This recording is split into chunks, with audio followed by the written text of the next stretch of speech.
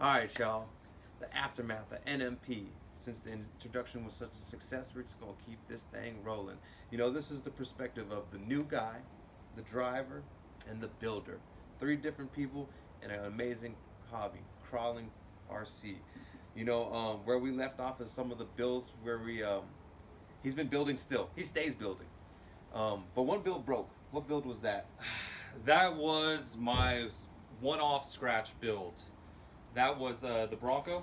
Show that. What did you call that? The Sunnydale Fade or something like that? Rocking the Sunnydale Fade paint job. Yeah. San Francisco. And that rig, I actually parted it out. I despise that rig through and through. I wasn't happy with it. But it's all right. There's great failures in life. You tried, and that thing, you know, it did its best, bro. But the funny thing is, we kept the weakest point of that truck, which was the axles. Ordered a new shaft for it, get those back up and going, and we're gonna throw those axles underneath this 1/12 ECX Barrage. Lighter truck, might be nicer to the axles. Gives a real good scale look. We're shooting 4 scale and a tiny tire with this truck, so they might hold up. What kind of axles are they? They're RC 4-wheel drive D90 axles. And The red ones. yes, The red pumpkins. The red pumpkin The ARBs. And I've broken quite a few things on them. They have not been that great for the price. Yeah, fragile is definitely the right word for it. We're going for a class 1, right? Yes, we're going for a class 1, basically scale truck. So class 1 means your tire is 4.19 or shorter.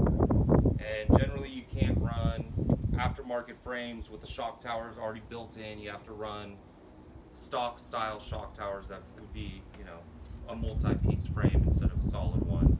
Shock hoops. Yeah, shock hoops, there we go. So that just evens out the playing field. So you're not getting these crazy LCG frames and all that other stuff in competition. You can take that to class 2 if you want.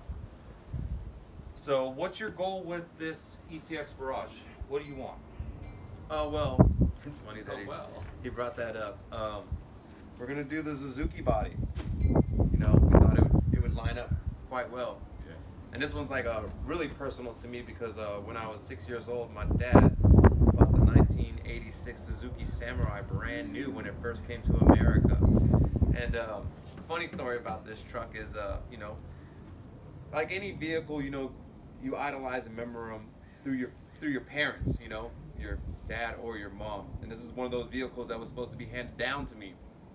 But by my teenage years, we had to sell it, you know, hard times. The funny part is that while we were selling it, I was sitting here looking at this man going like, ooh, I'm gonna get this truck back.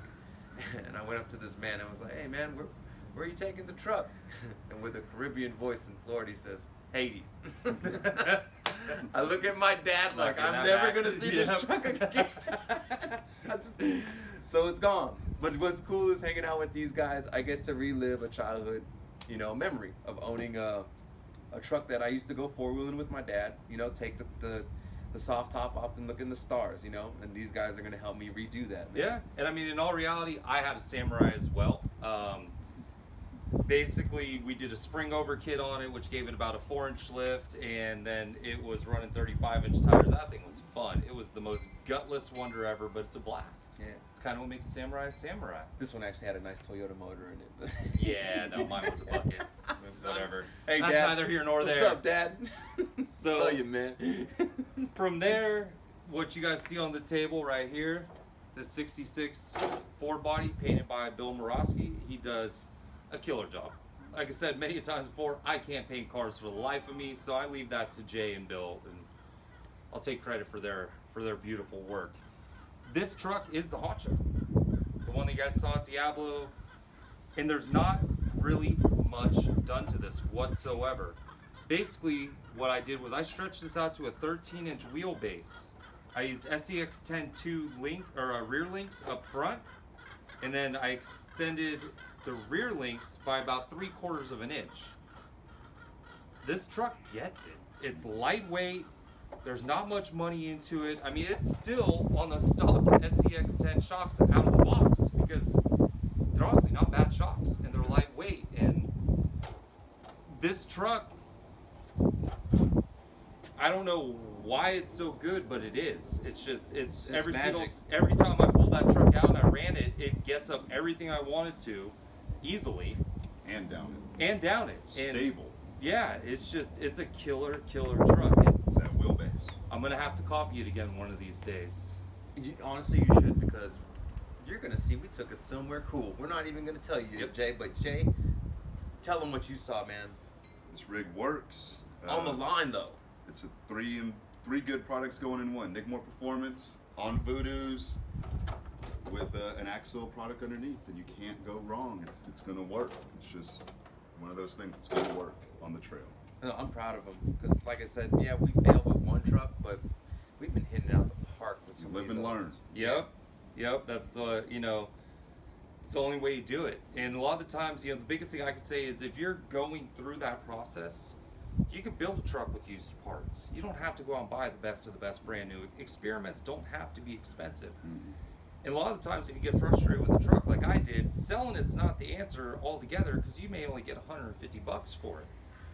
I parted it out and I got pretty much all my money back.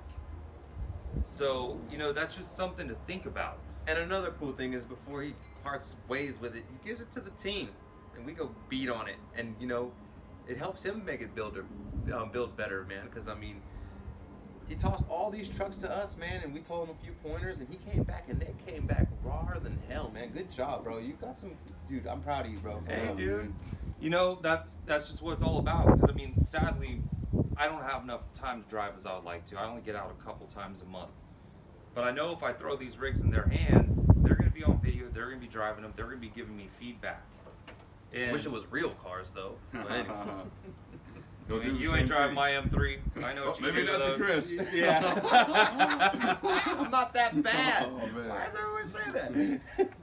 All right, you guys, check this out. That was awesome, man. And we're going to see more Nickmore Performance, because you know what? We're going to unbox a Traxxas TRX4 kit with him. Yo. Check this out.